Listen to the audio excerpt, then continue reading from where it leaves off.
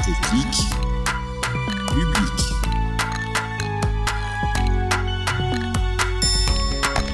Technique publique. Pourquoi choisir le service public ? Pour quel métier ? Pourquoi faire ?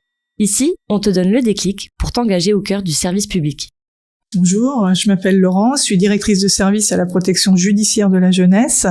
J'ai un parcours un peu atypique, mais pas tant que ça au sein de la protection judiciaire de la jeunesse, puisque j'ai été d'abord éducatrice, ensuite chef de service, donc responsable d'unité pendant 5 ans, et ensuite directrice de service. Et j'ai officié essentiellement en hébergement. Donc j'ai eu un service avec 3 structures d'hébergement, 2 hébergements collectifs et un hébergement qui gérait les placements familiaux.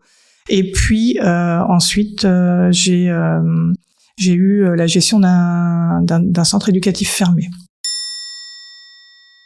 Le déclic en fait pour être arrivée directrice, c'est qu'effectivement après avoir accompagné les familles au plus près, je me suis rendu compte que je pouvais peut-être être utile d'une autre place, donc d'une place de direction, où non seulement je pouvais soutenir les projets pour les jeunes et les familles, mais aussi accompagner les professionnels.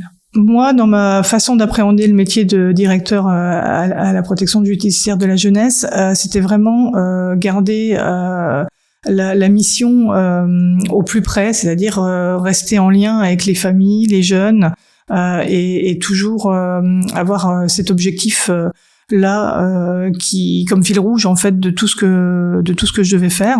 Donc si je devais résumer un petit peu les points importants de la place d'un directeur à la PJJ, je dirais dans un premier temps que le principal, parce que moi j'ai surtout été en hébergement, donc c'était vraiment sécuriser les équipes, c'est-à-dire dans leur quotidien faire preuve d'écoute, de présence, de réactivité quand il y avait un souci, et puis leur proposer un cadre qu'ils puissent comprendre, tenir, avec des procédures, une organisation qui leur permettent de travailler dans le confort, j'ai envie de dire. Ensuite, c'est vraiment être directeur à la PJJ, c'est vraiment faire vivre un collectif. C'est-à-dire que le directeur ne travaille pas tout seul dans son coin, c'est vraiment amener les équipes, que ce soit à partir des responsables d'unité, mais aussi les professionnels eux-mêmes, à réfléchir sur une dynamique à donner, et donc les associer tout de suite à l'élaboration d'un projet de service, les associer dans les réunions, les associer à une prise de décision, de manière à ce qu'ils portent les choses avec nous.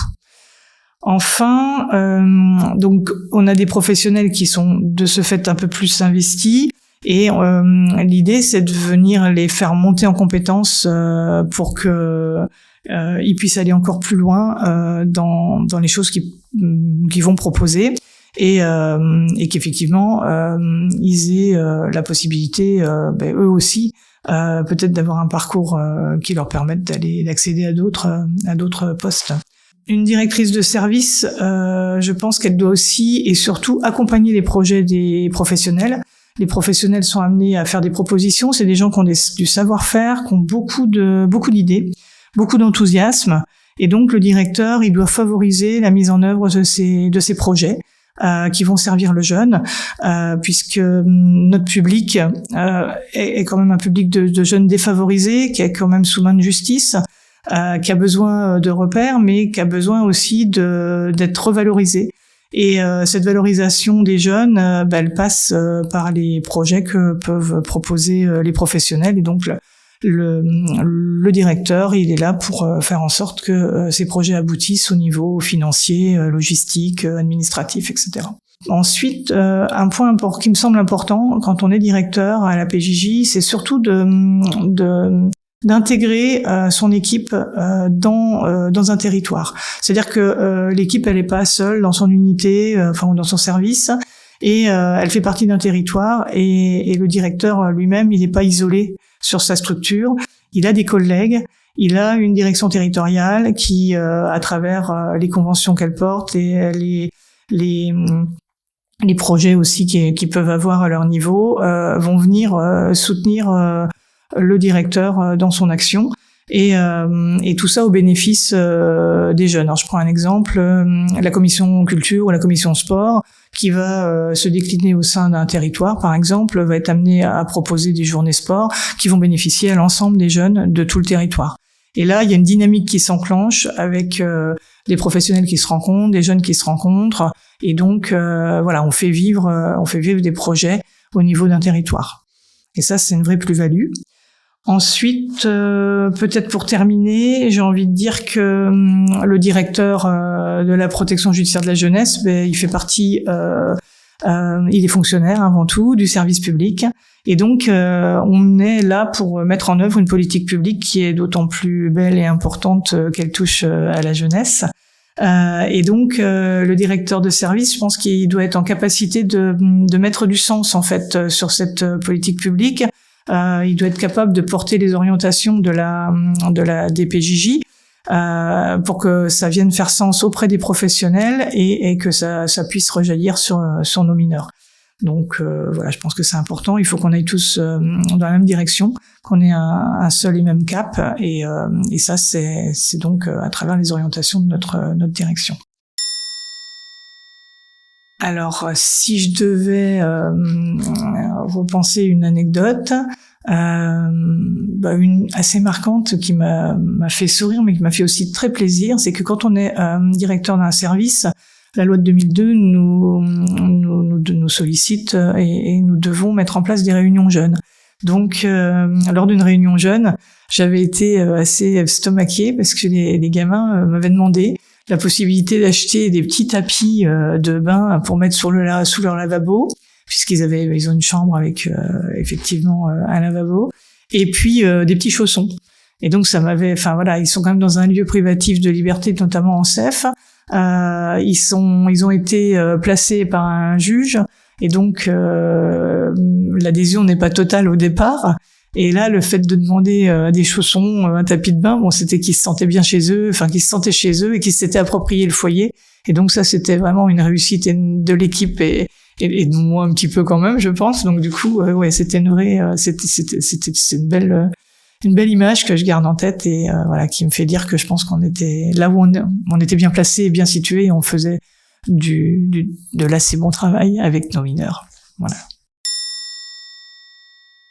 Alors si je devais définir mon métier en 3 mots, le premier qui me vient à l'esprit vraiment, c'est celui qui définit aussi la PJJ, c'est l'adaptabilité. Parce que quand on est directeur, il faut qu'on s'adapte à tout rapidement, donc aux diverses situations. Donc on peut avoir une liste de choses à faire le matin et d'en faire aucune dans la journée parce que y a des urgences, parce que il y a des priorités. Et effectivement, c'est un métier riche et enthousiasmant parce qu'on va passer, j'ai envie de dire, j'ai utilisé l'expression du coq à l'âne, puisqu'on va passer de la gestion du papier dans la photocopieuse, en allant à un coup de téléphone au magistrat, pour obtenir une permission pour un jeune en week-end. Ensuite, on va partir en préfecture pour une réunion avec le parquet et la gendarmerie autour de la délinquance des mineurs. Et puis on revient, on va passer le temps à goûter avec les mineurs parce qu'ils ont envie de vous voir. Et puis après on va gérer l'argent de poche. Il y a énormément de choses à faire. C'est un métier très riche, très varié. Donc c'est assez intéressant, mais il faut être en capacité de s'adapter et d'être un petit peu un couteau suisse, j'ai envie de dire, pour bien pour répondre vraiment aux attentes de tous dans cette fonction. C'est un peu ça. Le deuxième que j'utiliserais, c'est peut-être collaboration, parce qu'on est vraiment, on doit pas être seul, on travaille pas seul. Un directeur, il travaille avec ses responsables d'unité, il travaille avec ses professionnels, avec les professionnels de terrain. Il travaille en lien avec des partenaires, donc institutionnels, le magistrat, etc.